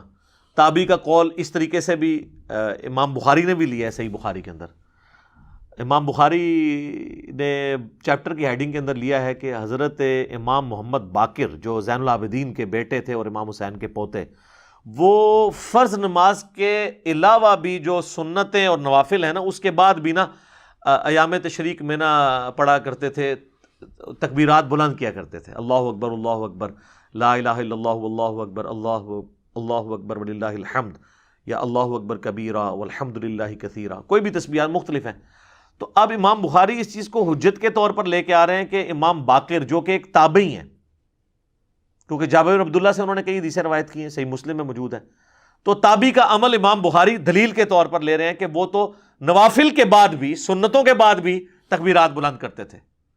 ایک تو وہ ہے نا جو المصنف ابن ابی شیبہ میں مولا علی سے ہے کہ آپ نے جو ہے وہ ہر فرض نماز کے بعد تکبیرات کو بلند کرنا ہے ان ایام تشریق کے اندر، اور بلکہ حج کے دن سے شروع کر دینا ہے، 9 ذی الحجہ کی فجر سے لے کر 13 کی عصر تک۔ اور یہاں پہ جو ہے نا وہ مقطوع روایت بھی لے آئے ہیں، تو یعنی محدثین کے ہاں ان چیزوں کو اس طریقے سے مانا جاتا ہے۔ اچھا، اسی طریقے سے موقوف حدیث میں وصفی حدیث کی بھی آپ کو مثال دے دیتے ہیں۔ امام ابو اسحاق کے بارے میں آتا ہے مصنف عبد الرزاق کے اندر، وہ کہتے ہیں میں نے حضرت علی کی زیارت کی ہوئی ہے، ممبر پہ جب وہ چڑھے تھے میں نے ان کو دیکھا کہ ان کے سر اور داڑھی کے بال سفید تھے۔ اب یہ بات انہوں نے روایت کر کے یہ مسئلہ حل کر دیا کہ سفید داڑھی رکھنا بھی جائز ہے، کیونکہ بخاری مسلم میں حدیث ہے نا، یہود و نصارہ کی مخالفت کرو، وہ داڑھی نہیں رنگتے تم رنگو، تو اس حدیث کا فہم پھر اب یہ لیا جائے گا کہ وہ افضلیت والا معاملہ ہے، ورنہ اگر کوئی داڑھی نہیں رنگتا تو یہ بھی جائز ہے۔ کئی صحابہ کی داڑیاں ہیں وہ نہیں رنگتے تھے، اور بعض اوقات یہ چیز ضروری ہو جاتی ہے کہ نہ رنگا جائے، کیونکہ اس سے کئی ایک فتنے کھڑے ہونے شروع ہو جاتے ہیں، وہ باتیں میں یہاں پہ کرنا نہیں چاہتا۔ تو اب یہ جو حدیث موقوف ہے اور وصفی حدیث ہے مولا علی کے بارے میں، یہ یعنی حجت کے طور پر پیش کی جاتی ہے، اور اس کو پھر ایکسیپٹ کیا جاتا ہے کہ اچھا یار تو دین کا یہ والا ایشو اس حوالے سے ریزالو ہوگا۔ اس قسم کی کئی ایک مثالیں پیش کی جا سکتی ہیں۔ اور یہ جو ہم نے بات جہاں سے سٹارٹ کی تھی، صحیح بخاری کا جو کال سوال میں انہوں نے پوچھا تھا 1390 کہ ولید بن عبد الملک کے دور کے اندر، یعنی آلموسٹ آپ سمجھ لیں 63 ایئرز کے بعد سیدنا عمر کی شہادت کے، یہ آلموسٹ 87 ہجری کا واقعہ ہے، حجرہ عائشہ کی دیوار گر گئی، تو پھر وہ کنسٹرکشن کے دوران قبر میں سے ایک پاؤں نکل آیا، ظاہر ہے کہ اس کو نئی ایک کر رہے تھے، وہ بنیادیں نیچے سے کھڑی کرنے کی کوشش کر رہے تھے، تو اس دوران ایک پاؤں نکل آیا۔ وہ اس وقت تو مزار تو نہیں بنے ہوئے تھے نا، سادہ قبریں تھیں، تو لوگ پریشان ہو گئے، تو عروہ بن زبیر کو بلایا گیا جو سیدہ عائشہ کے بھانجے تھے اور اشرم وشرہ کے بیٹے ہیں، لیکن ہے تابعی ہیں، حضرت زبیر کے بیٹے ہیں۔ تو وہ چونکہ فریکوینٹلی حجرہ عائشہ میں جاتے تھے، انہیں قبروں کی لوکیشن پتہ تھی، انہوں نے جب پاؤں دیکھا نا، انہوں نے کہا یہ نبی علیہ السلام کا پاؤں نہیں ہے، یہ حضرت عمر کا پاؤں ہے۔ تو وہ پھر پاؤں اندر کر کے تو وہ قبر دوبارہ بنا دی گئی۔ اگر وہ دنیاوی زندگی ہوتی تو حضرت عمر خود ہی پاؤں اندر کر لیتے۔ ظاہر ہے اتنی دنیا کٹھی ہوئی ہے، پریشان ہے پاؤں دیکھ کے، تو میں یعنی ایک جو بندہ زندہ بھی بیٹھا ہوا اپنا پاؤں پھیلایا، لوگ کٹھے ہوں تو وہ بھی بیچارہ پاؤں اکٹھا کر لے گا یار کہ میرے پیر پہ تماشا لگایا، تو وہ آخرت کی زندگی ہے، وہ دنیا کی زندگی ہے ہی نہیں ہے۔ اچھا، اب یہ حدیث جو ہے نا آپ دیکھیں، اس میں یہ حدیث اس کو اس لیے محدثین نے لیا ہے کہ یہ سیدنا عمر کا ایک وصف بیان ہوا ہے ان کی وفات کے 63 سال کے بعد، ان کی شہادت کے، اور یہ حدیث سے مقطوع بھی بن جاتی ہے کہ عروہ بن زبیر تابعی ہیں، وہ بیان کر رہے ہیں، اسی لیے اس کو صحیح بخاری میں 1390 نمبر حدیث دیا گیا۔ 1390 نمبر حدیث پہ ایک اور تابعی ہے سفیان تمار، ان کا قول لکھا ہے کہ وہ کہتے ہیں میں نے نبی علیہ السلام، ابو بکر اور عمر کی قبریں دیکھی ہیں، وہ اونٹ کی کوہان کی طرح ہے، یعنی ایک بالشت، اس سے زیادہ اونچی نہیں ہے۔ اب اس میں تو نبی علیہ السلام کا کوئی فرمان نہیں ہے، نہ حضرت ابو بکر کا کوئی فرمان ہے، یہ تو وہ تابعی کا فرمان ہے، لیکن وہ وصف بیان کر رہا ہے صحابہ کی قبروں اور نبی علیہ السلام کی مبارک قبر کا، اور بیان کرنے والا کون ہے؟ تابعی ہے۔ تو ہم یہ کہیں گے حدیث مقطوع بھی ہے یہ، اور حدیث موقوف وصفی بھی ہے کہ ایک صحابی کی قبر کی وصف بیان کر رہا ہے۔ تو یہ میں نے آپ کو کئی ایک مثالیں دی تاکہ آپ کو اس حوالے سے چیزیں سمجھ آ جائیں۔ اب میں اس گفتگو کو کنکلوڈ کرتا ہوں صحیح بخاری کی حدیث کے اوپر۔ انٹرنیشنل نمبرنگ کے مطابق 3748، اور یہ حدیث ترمذی کے اندر بھی موجود ہے، لیکن بخاری میں آ گئی تو ترمذی کی تو حاجت نہیں رہتی۔ اس حدیث کے الفاظ ہیں کہ جب سیدنا حسین ابن علی کا سر کاٹ کر ایک تشت میں رکھ کر یزید کے گورنر عبید اللہ ابن زیاد کے سامنے دربار میں پیش کیا گیا، والعیاذ باللہ تعالی، ان لوگوں پہ اللہ کی لعنت ہو، اللہ کے فرشتوں کی لعنت، تمام لعنت کرنے والوں کی لعنت جنہوں نے حسین ابن علی کو اس طریقے سے ظلماً شہید کیا، آمین ثم آمین۔ تو وہ چھڑی کے ساتھ ان کے سر مبارک کو کریدنے لگا تو انس ابن مالک وہاں موجود تھے، تو انہوں نے فرمایا کہ حسین ابن علی سب سے زیادہ رسول اللہ کے ہم شکل تھے صلی اللہ علیہ وآلہ وسلم، اور راوی حدیث کہتے ہیں اس وقت حسین ابن علی کی داڑھی اور سر کے بالوں میں وسمے کا خضاب لگا ہوا تھا۔ وسمہ ایک بوٹی ہے جو کالا کرنے کے لیے استعمال ہوتی ہے، اس لیے ہم کالے خضاب کو بھی جائز سمجھتے ہیں، اس پہ الگ سے میری ویڈیوز ریکارڈڈ موجود ہیں۔ تو اب یہ حدیث آپ دیکھیں، یہ ایسی حدیث ہے، یہ میں نے آخر میں اس لیے رکھی کہ اس حدیث میں آپ کو کئی ایک چیزیں پتہ چلیں گی کہ یہ کئی ایک احادیث کا مجموعہ ہے۔ یعنی میں اگر آپ کے سامنے رکھوں کہ یہ حدیث کی کون سی قسم ہے، تو یہ حدیث مرفوع بھی ہے۔ کس طرح کہ انہوں نے کہا رسول اللہ کے ہم شکل تھے حضرت حسین علیہ السلام، تو مرفوع ہوئی اور وصفی ہوئی، یعنی نبی علیہ السلام کا وصف بیان ہوا، اس اعتبار سے مرفوع ہے، اور موقوف اس حوالے سے ہے کہ حسین ابن علی کا ذکر ہو رہا ہے، وہ صحابی ہیں اور بیان کرنے والے بھی صحابی ہیں۔ موقوف بھی ہے اور موقوف وصفی بھی ہے کہ حضرت حسین کا وصف بیان ہوا ہے، اور موقوف قولی بھی ہے کہ انس ابن مالک کا اپنا قول بھی ہے۔ تو کئی ایک حدیثیں ایک کے اندر جمع ہو گئی، اور سب سے بڑی بات امام بخاری نے یہاں لکھا ہے حسین علیہ السلام، جو آپ کے مولویوں نے اسلام 360 میں آپ جا کے دیکھ لیں، عربی میں تو لکھا ہوا ہے حسین علیہ السلام، اردو ترجمے میں لکھا ہے حسین رضی اللہ عنہ۔ یہ علیہ السلام کا ترجمہ رضی اللہ عنہ کہاں سے ہو گیا؟ تو یہ کہتے ہیں علماء نے خدمت کی ہے، یہ خدمت کی ہے انہوں نے، یعنی تحریف کر دی ہے، علماء یہود کا کردار ادا کیا۔ ہمیں لوگ پھر کہہ رہے ہوتے ہیں جی وہ ہم نے 3748 کھولی حدیث بخاری کی، علیہ السلام نہیں ملا، کتوں ملنا ہے، مولوی بڑے ہے۔ بھائی اس کو برا نہیں ماننا، ایک مثال کے طور پہ اگر کوئی کنواں ناپاک ہو جائے نا تو صرف وہاں سے 20 ڈول نہیں نکالنے ہوتے، جو کتا گرا ہوا ہوتا ہے نا اس کو بھی نکال کے باہر پھینکنا ہوتا ہے، پھر 20 ڈول نکالنے سے وہ کنواں پاک ہوتا ہے۔ اگر کتا بیچ میں ہی رہے تو آپ 200 ڈول بھی نکالیں، وہ بدبو تو نہیں مرے گی۔ تو مسلم شریف سے، بخاری شریف سے مولانا شریف کو باہر نکالنا ہوگا آپ نے، پھر آپ کو پتہ چلے گا کہ بخاری مسلم میں کیا لکھا ہے۔ کئی لوگ کہتے ہیں جی وہ تو بخاری میں تو یہ لکھا ہوا ہے، وہ پتہ چلتا ہے حاشیے میں لکھا ہوا ہے، وہ مولانا شریف ہوتا ہے، بخاری شریف نہیں ہوتی، وہ مسلم شریف میں مولانا شریف داخل ہوتے ہیں۔ sunna.com اہل حدیث کی ایک سائٹ ہے جس پہ آن لائن کتابیں رکھی ہوئی ہیں ساری، اردو میں اور انگلش میں، اس میں آپ چلے جائیں، بخاری 3748 کھولیں، عربی اور انگلش اور اردو ترجمہ بھی ہے۔ آپ عربی میں دیکھیں لکھا ہوگا برأس الحسین علیہ السلام، حسین علیہ السلام کا سر، اور ساتھ ہی ترجمے میں آپ دیکھیں اردو میں لکھا ہوگا حسین رضی اللہ عنہ۔ تو پھر جب ہم علیہ السلام کہتے ہیں یہ تو پیغمبروں والا ہے، ٹھیک ہے، تو پھر ہم ان سے یہ ریکویسٹ کریں گے کہ آپ کتابوں کے دین کو فالو کریں، اور علیہ السلام کے اوپر میرے الگ سے کلپ ریکارڈڈ موجود ہے جس میں نے کئی ایک دلائل دیے ہیں علیہ السلام کے حوالے سے۔ ہم آپس میں تو ایک دوسرے کو علیہ السلام ہی کہتے ہیں، السلام علیکم، نماز میں خود اپنے آپ کو علیہ السلام کہتے ہیں، السلام علینا وعلی عباد اللہ الصالحین، اپنے مرے ہوئوں کو سلام ہی کہتے ہیں جا کے قبرستان کے اوپر، اور قبر رسول پہ کیا عرض کرتے ہیں، السلام علیکہ یا رسول اللہ، پھر کیا رضی اللہ عنہ یا ابا بکر، یا السلام علیکہ یا ابا بکر، السلام علیکہ یا ابا بکر، السلام علیکہ یا عمر۔ تو صحابہ کا عمل ہے۔ مصنف ابن ابی شیبہ میں، سنن الکبریٰ البیہقی کے اندر، الموطا امام مالک میں، فضل الصلاۃ علی النبی میں، 4 کتابوں میں یہ عبداللہ بن عمر کا عمل موجود ہے کہ وہ اس طریقے سے سلام عرض کیا کرتے تھے روضہ شریف پہ حاضر ہو کے۔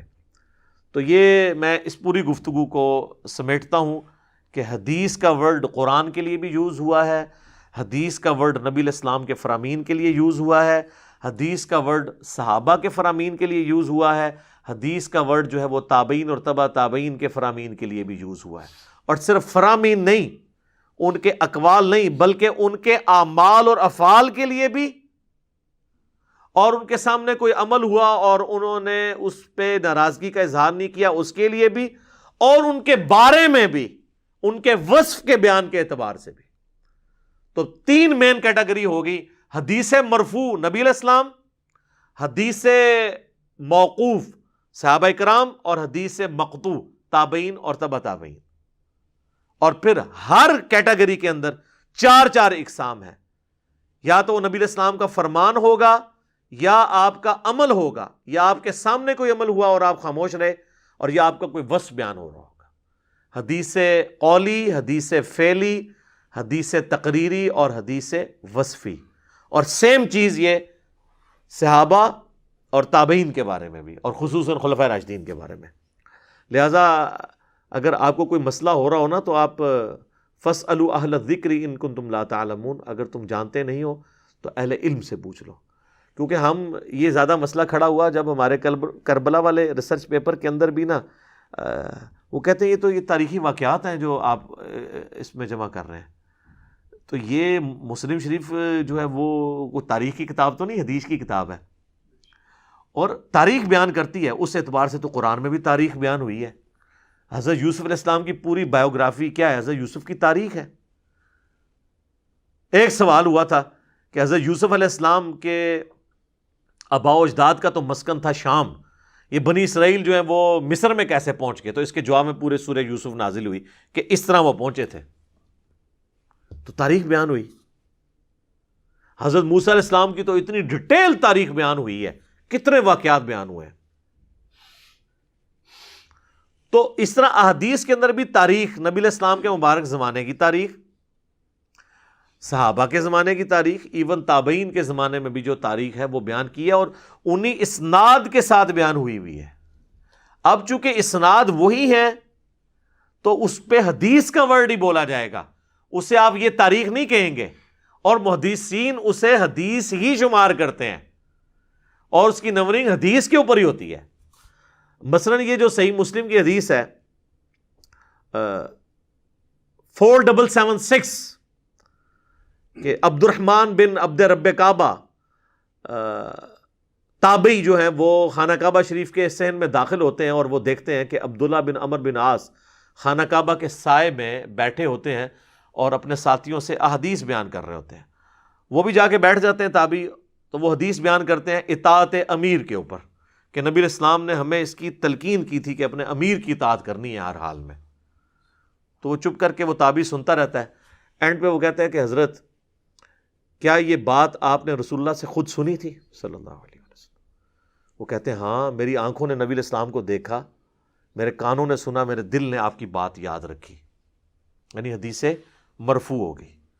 پھر وہ تابعی کہتا ہے کہ آپ تو ہمیں اطاعت امیر کا حکم دے رہے ہیں، جبکہ آپ کے چچا کا لڑکا معاویہ ابن ابی سفیان جو ہمارے اس وقت حکمران بھی ہیں، وہ تو ہمیں حکم دیتے ہیں کہ ہم لوگوں کو ناحق قتل کریں، اپنوں کو، اور اپنوں کا مال لوٹیں۔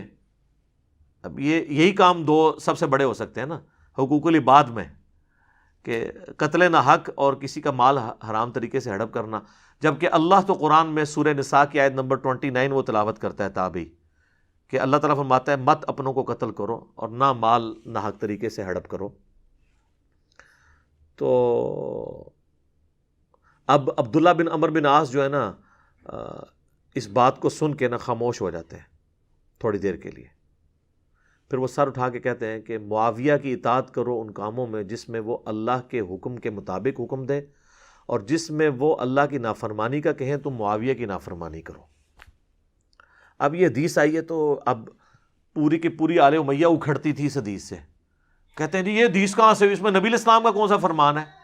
سر نبی علیہ السلام کا فرمان موجود ہے نا اس کے اندر، اطاعت امیر۔ اچھا، اگلا اس تابعی نے جو کراس کوشچننگ کی ہے وہ کس بنیاد کے اوپر کی ہے کہ آپ اطاعت امیر کے اوپر حدیثیں سنا رہے ہیں اور ہمارا حکمران تو ہمارے ساتھ یہ کر رہا ہے۔ تو وہ صحابی جو ہیں اس کے اوپر رسپانس کرتے ہیں کہ اس کی بات نہ مانو، تو حدیث موقوف بھی ہوگی، اور تابعی کا پوچھنا سوال کرنا حدیث مکتوب ہی ہو گئی. تو یہ ساری کی ساری چیزیں اس کے اندر جمع ہو جاتی ہیں. لہذا احادیث کے اندر صرف سنگل آؤٹ کوئی ایک فرمان نہیں ہوتا، بلکہ وہ پورے واقعے کو سمایا ہوتا ہے. اسی طریقے سے صحیح بخاری میں آتا ہے، وہ بھی ہم نے اپنے پمفلٹ میں ڈالی ہے.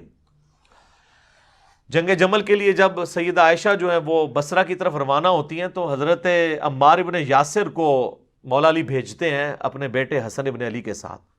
تو بخاری کے الفاظ ہیں، وہ کوفے کے ممبر پہ چڑھتے ہیں اور احترام دیکھیں، حضرت حسن جو ان کے پوتوں کی عمر کے ہیں، کیونکہ آلموسٹ 90 ایئرز ایج ہو چکی تھی عمار ابن یاسر کی. تو حسن ابن علی تو راؤنڈ اباؤٹ اس وقت آپ سمجھ لیں ان کی عمر بڑی مشکل سے جو ہے وہ 35 کے قریب ہوگی. تو حسن ابن علی کو وہ ممبر کے اوپر والے حصے پہ بٹھاتے ہیں اور خود نیچے کھڑے ہو کے خطبہ دیتے ہیں. بخاری کے الفاظ ہیں، عمار ابن یاسر کہتے ہیں کہ دیکھو لوگوں، سیدہ عائشہ جو ہیں وہ بصرہ سے روانہ ہو چکی ہیں، وہ دنیا اور آخرت میں تمہارے نبی کی بیوی ہیں. اللہ اکبر، احترام نہیں کام کیا. لیکن اللہ نے تمہیں آزمائش میں ڈالا ہے کہ تم اللہ کی اطاعت کرتے ہو یا عائشہ کی اطاعت کرتے ہو، کیونکہ امیر المومنین کا حکم ماننا اللہ کی اطاعت ہے. یا ایھا الذین آمنوا اطیعوا اللہ و اطیعوا الرسول و اولی الامر منکم. اس کے تحت اب امام بخاری اس حدیث کو نا سیدہ عائشہ کے فضائل کے چیپٹر میں لے کے آئے ہیں. آپ تو حضرت عائشہ کے فضائل بھی جو ہے نا بغیر کربلا کے پڑھ نہیں سکتے، بغیر جنگ جمل صفین اور نہروان کے پڑھ نہیں سکتے. اب یہ لوگ ہوتے ہیں نا ناسبی، تو یہ امام بخاری کو مشورہ دیتے ہیں کہ حضرت اتنی لمبی حدیث کیا لکھنے کی ضرورت ہے، آپ بس اتنا لکھ لیں کہ عمار ابن یاسر نے خطبہ دیا اور انہوں نے فرمایا کہ عائشہ دنیا اور آخرت میں تمہارے نبی کی بیوی ہے، تو ان کا مسئلہ بھی حل ہو جاتا. لیکن یہ اس صورت میں ہوتا ہے جب آپ امام بخاری کو ریال لگاتے اور وہ ریال خور بھی ہوتے. آپ کے لگانے سے بھی انہوں نے ریال خور نہیں ہونا تھا. تو اب وہ کہتے ہیں یار یہ حدیثیں جو بیان کر رہے ہیں، او بھائی آپ بھی جتنی حدیثیں بیان کر رہے ہو نا، تاریخ اس کے اندر گوندھی ہوئی ہے. اور حدیث تو چھوڑ دیں، قرآن کے اندر تاریخ گوندھی ہوئی ہے. بات ہے سند کی. ہم جو تاریخ کو کنڈیم کر رہے ہوتے ہیں وہ اس تاریخ کو کر رہے ہوتے ہیں جو بغیر سند کے آ رہی ہو. تاریخ کا انکار تو کفر ہو سکتا ہے اگر وہ تاریخ قرآن کے اندر اور متواتر احادیث کے اندر آئی ہے. تاریخ قرآن و حدیث کی طرح حجت ہے، کیونکہ قرآن و حدیث ہی تاریخ بیان کرتا ہے نا. تو کہتے ہیں جی وہ اس میں تو حدیث ہی کوئی نہیں ہے. اب اس میں حدیث ہو گئی نا، اس اعتبار سے کہ حدیث سے موقوف ہوگی سیدہ عائشہ کے بارے میں. عمار ابن یاسر کہہ رہے ہیں وہ دنیا اور آخرت میں رسول اللہ کی بیوی ہیں. انہوں نے یہ نہیں کہا کہ میں نے نبی علیہ السلام سے سنا ہے، یہ مرفوع حدیث پھر بھی نہیں ہے. ہم حضرت عائشہ کو دنیا اور آخرت میں حضور کی بیوی مان رہے ہیں عمار ابن یاسر کے کہنے پہ کہ یقیناً یہ غیبی خبر رسول اللہ سے ان کو پتہ چلی ہوگی، نہ بھی وہ کہیں. ٹھیک ہے. اور پھر صرف اس کو نہیں ماننا، پھر وہ حدیث موقوف کا وہ حصہ بھی ماننا ہے کہ اللہ نے تمہیں آزمائش میں ڈالا ہے کہ تم نے عائشہ کی اطاعت کرنی ہے یا اللہ کی اطاعت کرنی ہے. تو یہ جتنی بھی احادیث ہیں آپ یہ دیکھیں، موقوف، مقطوع، مرفوع، یہ گندی ہوئی ہوتی ہیں ایک دوسرے کے اندر. بخاری مسلم میں یہ جو حدیث ہے جو بخاری میں 2812 ہے، عبداللہ بن عباس کا بیٹا علی، ان کے بیٹے کا نام بھی علی ہے. عبداللہ ابن عباس اپنے ایک شاگرد کو، اپنے بیٹے کو، دونوں کو بھیجتے ہیں اور کہتے ہیں جاؤ ابو سعید خدری کے پاس جا کے نا ان سے حدیث سنو ان کی. تو یہ تو اس کو تاریخ ہی مانیں گے. عبداللہ ابن عباس کہہ رہے ہیں حدیث سنو جا کے. اچھا، اب ابو سعید خدری تو 7 صحابہ میں سے ہیں جنہوں نے سب سے زیادہ حدیثیں روایت کی ہیں. حضرت ابو ہریرہ، عبداللہ بن عمر، انس بن مالک، اما عائشہ، جابر بن عبداللہ، عبداللہ بن عباس اور ابو سعید خدری، یہ 7 صحابہ ہیں جنہوں نے سب سے زیادہ حدیثیں روایت کی ہیں. ان میں سے ابو سعید خدری ہیں. اور عبداللہ بن عباس اپنے بیٹے کو ایک تابعی کے ساتھ بھیج رہے ہیں، وہ بیٹا بھی تابعی ہے، کہ جاؤ ابو سعید خدری سے حدیث سنو. بھئی بتانا تو چاہیے تھا کون سی حدیث. یا تو کہتے ہیں نا کہ وہ حدیثیں جو بیان کرنا منع ہے، یا وہ حدیثیں جس سے مخالفین کو سپورٹ ہوتی ہے. انہوں نے مطلق کہا کہ جا کے حدیث سنو. اور ادھر ابو سعید خدری جو ہے وہ اپنے باغ میں جو ہے وہ کر رہے تھے، پانی لگا رہے تھے پودوں کو. تو انہوں نے کہا ہم آپ سے آپ کی حدیث سننے آئے ہیں. آپ ابو سعید خدری کو تو بے شمار حدیثیں یاد ہیں. کوئی یہ نہیں ہے کہ وہ ٹیکسٹ میسج یا واٹس ایپ کر دیا تھا عبداللہ بن عباس نے کہ اہل ہی سنانی چاہیے، کچھ بھی نہیں تھا. وہ بھی تیار بیٹھے تھے، ان کا بیٹا بیٹھو میں تمہیں حدیث سناتا ہوں اپنی. منو تے ہزاراں حدیثاں یاد نے، انہاں کہ حدیث جیڑی سنانی ہے وہ ہے جیڑی منع ہو جانی بعد وچ، تے انجینئر صاحب نے سنا کے گالاں کھاڑیاں نے.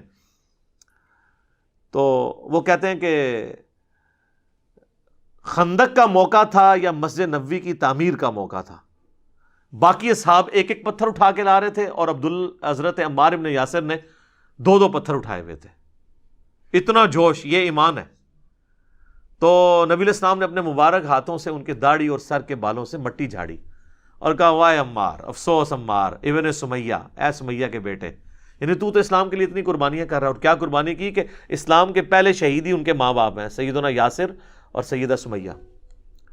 تجھے ایک باغی جماعت قتل کرے گی، تو انہیں اللہ اور جنت کی طرف بلا رہا ہوگا اور وہ جماعت دوزخ کی طرف بلا رہی ہوگی.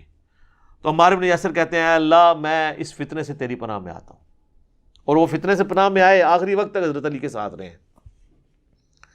تو اب کوئی کہ جی دیکھیں جی حضرت عمار بن یاسر کے بارے میں یہ حدیث تو اب یہ تو حدیث مرفوع ہے کہ نبی علیہ السلام نے فرمایا ہے. اچھا، اور یہ حدیث علامات النبوہ والے چیپٹر میں بھی ہے. امام بیہقی نے جو کتاب لکھی ہے نا دلائل النبوہ، رسول اللہ صلی اللہ علیہ وسلم کی نبوت کو جسٹیفائی کرنے والی حدیثیں، اس میں بھی یہ حدیث لے کے آئے کہ یہ نبی علیہ السلام کی نبوت پر دلیل ہے کہ آپ نے اپنی وفات کے 30 سال بعد ایک واقعہ ہونا تھا پہلے ہی بتا دیا. اور تو خالی واقعہ تو نہیں بتایا، وہ جو بیچ میں آئے ہوئے وہ بھی سارے آ گئے بیچ میں. تو آپ کہاں جائیں گے؟ اچھا میرے بھائی، ہو چکے اب 5B کا جو معاملہ ہے وہ چل نکلا ہے، تو میں اس کا تعارف بھی کروا دیتا ہوں مختصراً. یہ ہے ہمارا ریسرچ پیپر 5B، واقعہ کربلا کا حقیقی پس منظر 72 صحیح الاسناد احادیث کی روشنی میں. 72 کا ٹائٹل ہم نے شہدائے کربلا کی نسبت سے لیا ہے، ورنہ احادیث اس میں 200 سے زیادہ ہیں، اور اکثر احادیث بخاری اور مسلم سے ہیں. اور بخاری اور مسلم کے علاوہ جو باقی احادیث کی کتابیں ہیں ان میں دور حاضر کے جو بڑے بڑے محدثین ہیں، شیخ البانی، شیخ زبیر لیزئی، شیخ شعیب ارناؤت رحمہم اللہ اجمعین، ان کی تحقیم لگی ہوئی ہے. اور یہ اللہ کے فضل سے سب سے پہلے میں نے عربی میں لکھا، اس کا پھر اردو ترجمہ ہوا، پھر ہندی ترجمہ، اور پھر انگلش ترجمہ. اس میں نے بڑے بڑے 6 ٹاپکس کور کیے ہیں اور احادیث لی ہیں. اب تو آپ کو حدیث کا مطلب سمجھ آ گیا ہوگا کہ حدیث کا مطلب ہے کیا. تو کوئی حکمرانوں کی لکھوائی ہوئی تاریخ نہیں ہے آل امیہ اور آل عباس کی.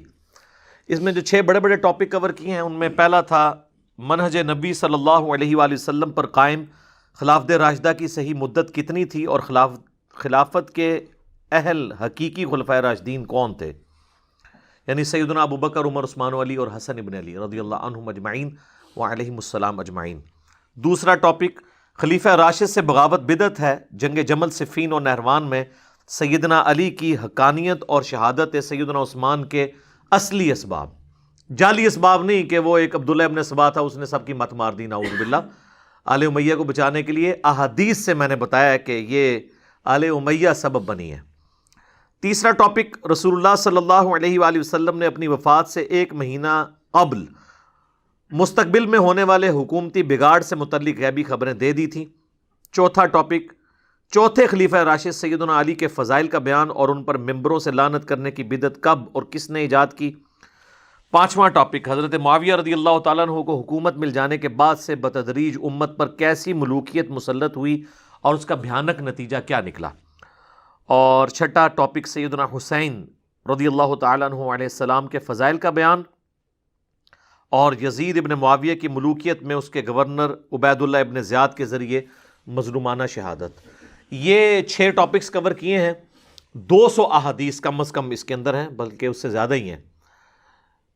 مثلاً 33 نمبر کے اوپر غدیر خم کے کم از کم میں نے 8 طرق اس میں لیے ہیں. نمبر 1 دیا ہے لیکن احادیث جو ہیں وہ 8 مختلف طرق اس کے جمع کیے ہیں.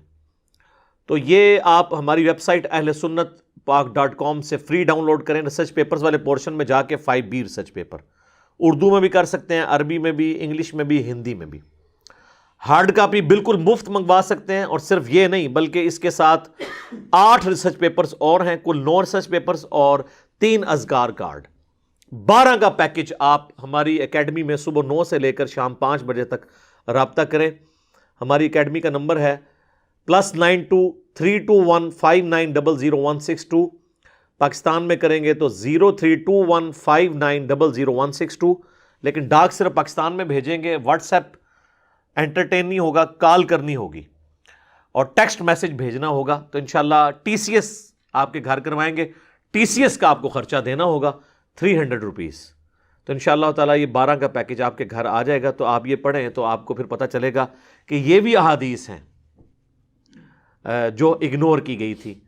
اس مکتب فکر کی طرف سے بھی جو اپنے آپ کو حدیث کا چیمپئن سمجھتا تھا. تو اللہ کے فضل سے ہم نے حقائق کھول کر پبلک کے سامنے رکھ دی ہیں الحمدللہ. تو یہ جتنی حدیثیں ہیں نا یہ تاریخ کے ساتھ گندی ہوئی ہیں. لہٰذا نبی علیہ السلام کا فرمان ہو, صحابی کا فرمان ہو, تابعی کا فرمان ہو, یا ان کے اپنے افعال ہوں, یا وہ کوئی وصف ٹرانسفر کر رہے ہوں, وہ سب کے سب احادیث کی کیٹیگری میں فال کرتے ہیں. اس کے لیے حدیث کا لفظ ہی بولا جاتا ہے. تو میرا خیال ہے اب آندہ انشاءاللہ کوئی پوچھے گا نہیں کہ یہ حدیث نمبر اس کو کیوں لکھا ہوا ہے. میں نے حدیث کا بتا دیا. اور اب آپ اپنے علماء سے پوچھیں کہ وہ بیچارے خود کہاں علم حدیث حاصل کرتے رہے اور آپ کو انہوں نے کیوں نہیں یہ بات بتائی. آپ تو پہلی بار سن رہے ہیں کہ یہ ساری چیزیں احادیث کی کیٹیگری میں فال کرتے ہیں.